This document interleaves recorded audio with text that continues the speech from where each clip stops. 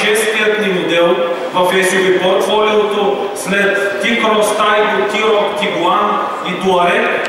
Днес в България вече е наличен и Volkswagen Tayron. Няколко думи за самия автомобил.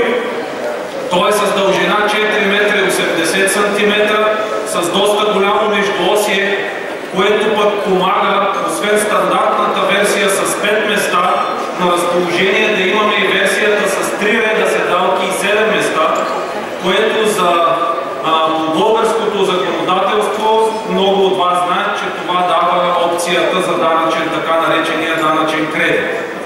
Друго интересно при новият ни автомобил е, че са възможни 4 вида задвижване. Стартирайки от мек хибрид, стартовият ни модел 1.5 ETSI с 150 конски сили, преминавайки през изцяло конвенционалната ни версия с бензинов двигател с 204 и 265 конски сили. Разбира се, на разположение са и дизелови двигатели с 150 и 193 конски сили. И завършвам с това, което може би е най-интересно, последното поколение плагин задвижване, плагин хибрид.